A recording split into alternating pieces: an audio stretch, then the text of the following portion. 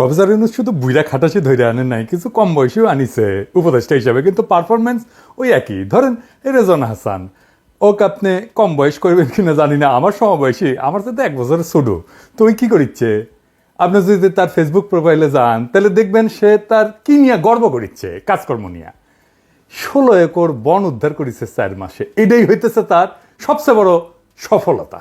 আর কি গাছে পেরেক লাগানোর বিরুদ্ধে লাগিয়েছে, নিজের হাতে কেমনে কিছু পেরেক উঠাচ্ছে দেখেছেন, এই হইতেছে তার অ্যাচিভমেন্ট দুটা।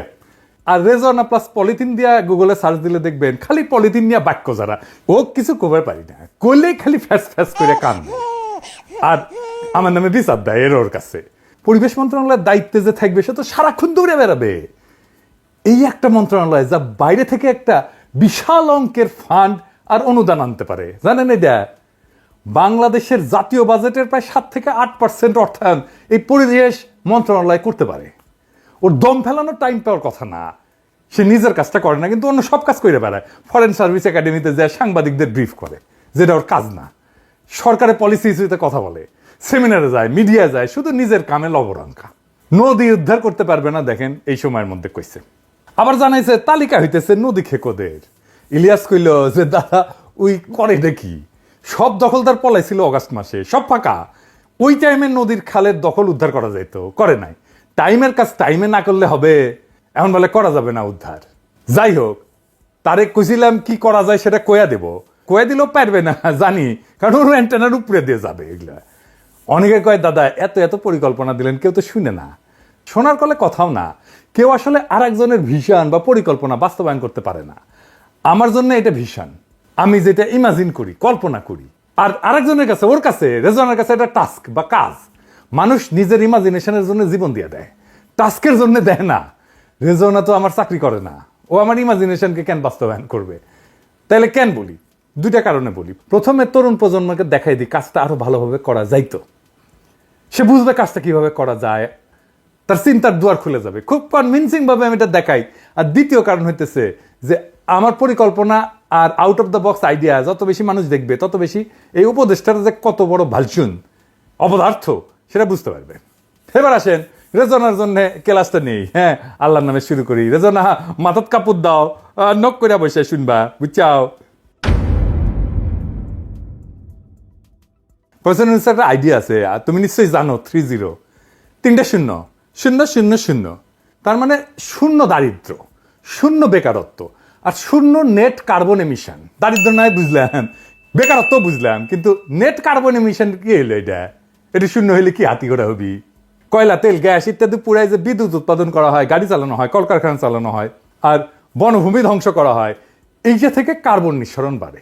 ওই যে দেখেছেন না, কিছু পুরাইলে কালো ধোয়া বেড়ায়, গাড়ির পিছ থেকে কালো ধোয়া বেড়া বক বক কইরা, ওই কালো রংটা হইতেছে কার্বনের রং। এই কার্বন পরিবেশের জন্য ক্ষতিকর, কারণ এগুলা পৃথিবীর তাপমাত্রা বাড়ায় দেয়। তাপমাত্রা বাড়াইলে অনেক সমস্যা হয়, যেমন ধরেন তাপমাত্রা বাড়াইলে অনেক বরফ জমে আছে মেরু অঞ্চলে, সে বরফ গলে যায়, বরফ গলে গেলে সমুদ্রের পানি বেড়ে যাবে, সমুদ্রের পানি যদি বেড়ে যায় তাইলে নিচু অঞ্চল ডুবে যাবে, তাই না? তাই তো হচ্ছে আমাদের উপকূল অঞ্চলে, তাই না? এগুলো পৃথিবীর জন্য ক্ষতিকর। আপনি ধরেন আপনার নাক যদি বন্ধ করেন, দম নিয়েন না, দম না নিলে কার্বন বাড়ে কিন্তু শরীরে, কেঙ্কা লাগে করে দেখেছেন? করে দেখেন, আপনি যত কার্বন বাড়াবেন পৃথিবীতে দুনিয়ার শ্বাস আটকে আসবি, বুঝেছ? গলা চাপ ধরে দুনিয়ার গলা চাপ দিয়ে মেরে ফেলামু আমরা। তো কার্বন নিঃসরণ কমাইলে কি লাভ? এই আমাদের পরিবেশ ঠান্ডা থাকবে, পৃথিবীর তাপমাত্রা ধীরে ধীরে ধীরে ধীরে কমে আসবে, ফলে ওই যে মেরু অঞ্চলে যে বরফ গলে যাচ্ছিল সেটা আর যাবে না, মেরু অঞ্চলে আবার বরফ জমবে, সমুদ্রপৃষ্ঠের উচ্চতা বৃদ্ধি হওয়া বন্ধ হবে, কমে যাবে, আমাদের নতুন জমি বাড়াবে, উপকূল অঞ্চলে নতুন জমি বাড়াবে, প্রাকৃতিক দুর্যোগ কমবে। এই যে ঘন ঘন জ্বর, বন্যা, খরা, দাবানল এগুলো হইতেছে না, দেখেছেন না? এই যে লস অ্যাঞ্জেলস জ্বলে গেল একেবারে, এগুলো কমে যাবে, স্বাস্থ্য ভালো থাকবে মানুষের। কম কার্বন নিঃসরণ মানে কম বায়ু দূষণ, ফলে শ্বাসকষ্ট হবে না, অ্যাজমা হবে না, হৃদরোগ হবে না, ক্যান্সার হবে না, এগুলো কমে আসবে। আর কি, বন্যপ্রাণী, জীববৈচিত্র্য, উদ্ভিদ, গাছপালা এগুলো রক্ষা পাবে।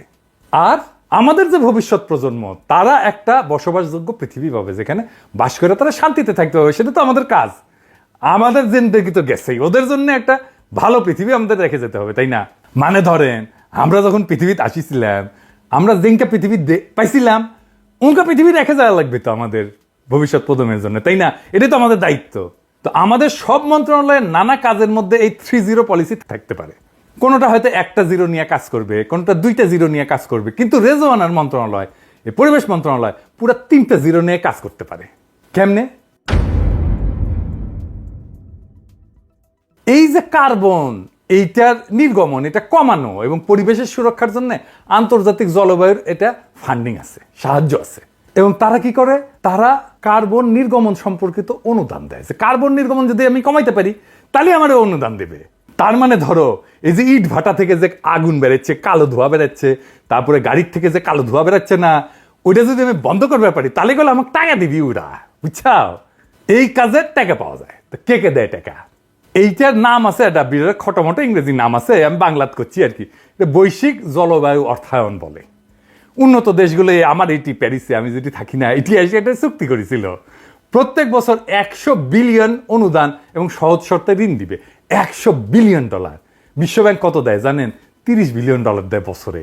মানে বিশ্বব্যাংকের চাইতে 3 গুণের বেশি টাকা অনুদান আর সহজ শর্তে ঋণ পাওয়া যায় এটি থেকে। সোনার খনির উপরে বসে আছে এই মন্ত্রণালয়, রেজনা, আর ওই বসে আছে ফরেন সার্ভিস একাডেমিতে প্রেস ব্রিফিং করার লেখা। তো টাকা আনা লাগবি না বাংলাদেশে? এখন দেখেন এই ফান্ড সবচেয়ে বেশি কারা কারা নেয়, পাইছে কারা কারা? সবচেয়ে বেশি পাইছে ইন্ডিয়া। দেখেছেন ওরা কি করে? ওই যে নবায়নযোগ্য শক্তি আছে এবং গ্রিন হাইড্রোজেন প্রকল্পে খুব বড় ধরনের অনুদান পায়। গ্রিন হাইড্রোজেন প্রকল্প কি সেটা আমি পরে বলবো নি। আর কারা পায়? ইন্দোনেশিয়া পায়। তারা বন সংরক্ষণ করে এবং নবায়নযোগ্য শক্তি এবং পিটল্যান্ড পুনরুদ্ধার করে। ব্রাজিল পায়, আমাজনে একটা বিশাল বন আছে, আমাজন বন সংরক্ষণ এবং জীববৈচিত্র্য রক্ষায় অনুদান পায়। তারপরে দক্ষিণ আফ্রিকা পায় নবায়নযোগ্য শক্তি, কয়লার নির্ভরতা কমানো এবং সবুজ অবকাঠামো প্রকল্পে অনুদান পায়। বাংলাদেশও পায়, পায় না যে তা না, পায় তবে খুবই কম এদের তুলনায়। বেশিরভাগই পায় সম্ভবত প্রফেসর ইউনূসের গ্রামীণ শক্তি, কারণ ওই যে ওরা দেয় গ্রামীণ নবায়নযোগ্য শক্তি এবং এই জলবায়ুর জন্য, জলবায়ুর ফলে যে যে ধরনের সমস্যা হচ্ছে সেটার অভিযোজনের জন্য প্রকল্পতে সাহায্য দেয়। তারপরে ছোট ছোট দ্বীপ আছে অনেকগুলো, আর উন্নয়নশীল রাষ্ট্র আছে, সেইগুলোতে কিছু অনুদান দেয়, যেমন ফিজি, মালদ্বীপ, ওরা পায়। তো এই কার্বন নির্গমন সম্পর্কিত অনুদান কোন কোন সেক্টরে দেয়? এটা হইতেছে নবায়নযোগ্য শক্তি, আমরা জানলাম। সৌর বিদ্যুৎ, বায়ু বিদ্যুৎ, জলবিদ্যুৎ শক্তির ব্যবহার এবং বৃদ্ধি, এটার জন্য তারা অনুদান দেয়। আফ্রিকায় একটা বিদ্যুৎ প্রকল্প আছে, ডেজার্ট টু পাওয়ার প্রকল্প, এখানে ইউরোপিয়ান ইউনিয়নে অনুদান দেয়, বিশাল বড় অনুদান দেয়। শিল্প এবং ভবনে এনার্জি ব্যবহারের যে এফিসিয়েন্সি, এটা বাড়াইলে তারা অনুদান দেয়। যেমন জাপানের এশিয়ান দেশগুলোতে শক্তি সঞ্চয় প্রযুক্তিতে অনুদান দিছে। বন সংরক্ষণে দেয় অনুদান, জমির ব্যবহার বাড়াইলে অনুদান দেয়, বন রক্ষাতে অনুদান দেয়, পুনর্বনায়ন মানে আপনি যদি বন বানান, নতুন করে বন বানান, সে প্রকল্পে দেয় অনুদান। তারপরে টেকসই কৃষিতে অনুদান দেয়। আর কি পরিবহন সেক্টরে দেয়, যেমন ধরেন বৈদ্যুতিক যানবাহন, যেগুলো কার্বন কম করবে, যানবাহন যদি বিদ্যুতায়িত হয় তাহলে সেখানে অনুদান দেয়। আর টেকসই নগর পরিবহন, যেমন ধরেন মেট্রো রেলে কিন্তু আমরা এই অনুদান পাইতে পারি, এখনো পারি, যে নতুন লাইনগুলো হচ্ছে সেখানে আমরা পাইতে পারি। অথবা এই মেট্রো রেল দেখায় আমরা এই অনুদান নিতে পারি, যে দেখো আমরা এত মানুষকে পরিবহন করতেছি, কার্বন নিঃসরণ এত কমাইছি, এই মেট্রো রেল প্রকল্পই আমরা বিক্রি করতে পারি। আর এটা কি কার্বন সংগ্রহ, কার্বন ক্যাপচার বলে। মানে শিল্প খাত থেকে যে কার্বন বাড়ায় না, এই যে কারখানা চিমনি দিয়ে বাড়ায়, ইটভাটা থেকে বাড়ায়, যে ধোঁয়া বের হয়, ওই ধোঁয়ার মধ্যে যে কার্বন আছে ওটা যদি ধরে ফেলতে পারি, পরিবেশে মিশতে দিলাম না, তাহলেই টেকা। তারপরে ধরেন জলবায়ু পরিবর্তনের জন্য যা যা হচ্ছে, যেমন ধরেন জলবায়ু পরিবর্তন, বন্যা হচ্ছে, আমি যদি বন্যা থেকে রক্ষা পাওয়ার জন্য, ঘূর্ণিঝড় থেকে রক্ষা পাওয়ার জন্য আমি একটা কাঠামো তৈরি করি যেখানে যে সবাই থাকবে, সেই কাঠামো তৈরির জন্য আমি কিন্তু এই ফান্ড থেকে টাকা পাবো। তো এইগুলোতে গেল এখন পর্যন্ত যে খাতে অনুদান দিত, কিন্তু আগামীতে কি কি ট্রেন্ড আসছে যেখানে টাকা পাওয়া যাবে। এর মধ্যে একটা হইতেছে just energy transition partnership, JETP এটারে বলে। এটা হইতেছে যে আমাদের যে তেল বা কয়লা জাতীয় জ্বালানি আছে, এটা থেকে নির্ভরশীলতা যদি কমানো যায় তাহলে আমরা এখানে একটা ফান্ড পাবো। ধরেন কয়লা পুরা আমরা বিদ্যুৎ বানাইতেছি, এই রামপালেই বানাইতেছি, তাই না? ওইটা যদি বন্ধ কইরা আমরা সৌরশক্তি, বায়ু শক্তি দিয়ে যদি এখানে একটা বিদ্যুৎ কেন্দ্র বানাই, তাহলে এরা আমাদেরকে ফান্ড দেবে। শিল্প এবং বিদ্যুৎ খাতকে যদি কার্বন মুক্ত করতে পারি, তাইলে আমাদেরকে ফান্ড দেবে। আর এটা বলে যে ব্লেন্ডেড ফাইন্যান্স, মানে অনুদানের সাথে ব্যক্তিগত বিনিয়োগ মিলায় বৃহৎ প্রকল্প বাস্তবায়ন, মানে এইটা কিন্তু কোনো প্রাইভেট অর্গানাইজেশনও নিতে পারে। আমি একসময় পাবলিক প্রাইভেট পার্টনারশিপের কথা বলছিলাম না, সেটাতেও এখানে নিতে পারে তারা। এই দেশে ব্যানার দেখায় দেন পাবলিক প্রাইভেট পার্টনারশিপে, এটাকে বলা হয় পিপিপি, 3টে পি। এটা আবার কি আসেন এটা বুঝে দেখি। এইটা রোমান সম্রাটদের আবিষ্কার। সরকার অনেক সময় টাকা থাকে না, তখন যৌথভাবে প্রাইভেট কোম্পানিগুলোর সাথে যৌথভাবে কিছু প্রকল্প গ্রহণ করে। তো এটা রোমান সম্রাটরা শুরু করে। ধরেন একটা ব্রিজ দরকার, সম্রাটের টাকা নাই বা রাজকোষের টাকা খরচা করবে না, সে বলতো ব্যবসায়ীদের যে এই তোমরা যে চাও এইটা ডিজাইন করে দিলাম, এই ডিজাইনে ব্রিজ তৈরি করতে পারো, 10 বছর এই রেটে টোল নিলে তোমার খরচা উঠে যাবে, আমি তোমাকে 20 বছর টোল তুলতে দেব, তারপরে এই ব্রিজের মালিকানা তুমি সম্রাটের হাতে তুলে দিবা। ব্যবসায়ী তার লাভ পাইলো, সরকার একটা সম্পদ পাইলো, মানুষের একটা সমস্যা মিটলো ইমিডিয়েটলি। এই প্রজেক্টগুলো হবে সবগুলো প্রাইভেট পাবলিক পার্টনারশিপে। আর এটা কি গ্রিন হাইড্রোজেন, এটা কিন্তু ইন্ডিয়া নেয়। হাইড্রোজেন খুবই পরিচ্ছন্ন জ্বালানির উৎস। হাইড্রোজেনকে যদি জ্বালানি হিসেবে আমরা ব্যবহার করতে পারি, সেইখানে পুরো অনুদান দেবে ইন্ডিয়া। প্রচুর টাকা নিয়ে যায় এখান থেকে, সবচেয়ে বেশি টাকা ইন্ডিয়া এখান থেকে পায়। তারপরে ধরেন প্রকৃতি কিন্তু কার্বন ক্যাপচার করে। প্রকৃতি ভিত্তিক সমাধান, যদি বন বাড়ায়, জলাভূমি বাড়ায়, এগুলো প্রাকৃতিকভাবে কার্বন শোষণ করে, এগুলো বাড়াইলে আমরা এখান থেকে ফান্ড পাবো। যেমন ধরেন আমরা হাতির ঝিল প্রকল্প করছি, এই হাতির ঝিলের মতো প্রকল্প, এটার জন্য কিন্তু আমি ফান্ড পাইতে পারি। এটাকে আমরা প্রজেক্ট করে আমরা জমা দিতে পারি। তো বাংলাদেশ এখন কোথায় কোথায় থেকে কার্বন ফান্ড পাইতে পারে এবং সম্ভাব্য সর্বোচ্চ ফান্ডের সুযোগ কোথায় আছে, আসেন এটা নিয়ে একটু আলাপ করি। বাংলাদেশ তো জলবায়ু পরিবর্তনের ঝুঁকিপূর্ণ দেশ এবং বিভিন্ন আন্তর্জাতিক সংস্থা এবং উন্নত দেশ থেকে কার্বন নির্গমন হ্রাস এবং এর অভিযোজন প্রকল্পের জন্য বড় বড় ফান্ড পাওয়ার সম্ভাবনা আছে। কিন্তু লবিং করতে হবে আমাদের, নীতিগত কৌশল এবং আন্তর্জাতিক সহযোগিতা বৃদ্ধির মাধ্যমে এই সুযোগ আরো বাড়ানো যেতে পারে। তো সম্ভাব্য ফান্ডিং সোর্স কি? 1 নাম্বার, আন্তর্জাতিক সংস্থার গ্রিন ক্লাইমেট ফান্ড আছে।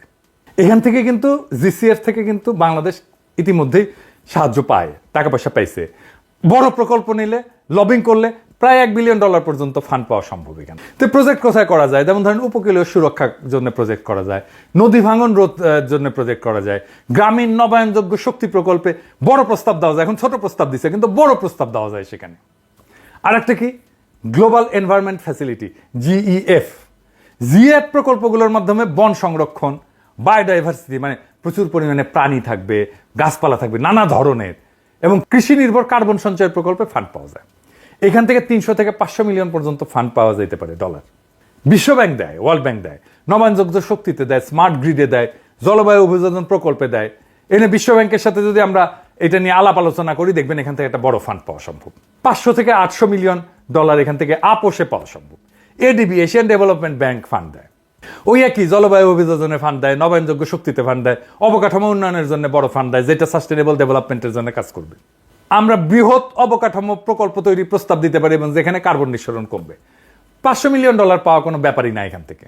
কিছু কিছু উন্নত দেশ কিন্তু এই ব্যাপারে ফান্ড দেয়, যেমন নর্ডিক দেশগুলো, যেমন সুইডেন, নরওয়ে, ডেনমার্ক, প্রচুর ফান্ড দেয় এটার জন্য। এই 3টা দেশে আমাদের যে এমবেসি আছে, ডেনমার্কের রাষ্ট্রদূত, বাংলাদেশের রাষ্ট্রদূত, উনিও বলছেন আমাকে, কিছুদিন আগে ওনার ওখানে গেছিলাম, দেখা করছিলাম, খুব আতিথেয়তা করছিলেন, এবং উনি আমাকে বলছেন যে আমাদের এখানে প্রচুর ফান্ড আছে এবং আমরা যদি এই ডেনমার্কের এমবেসিকে কাজে লাগাইতে পারি, আমরা প্রচুর ফান্ড নিয়ে আসতে পারবো।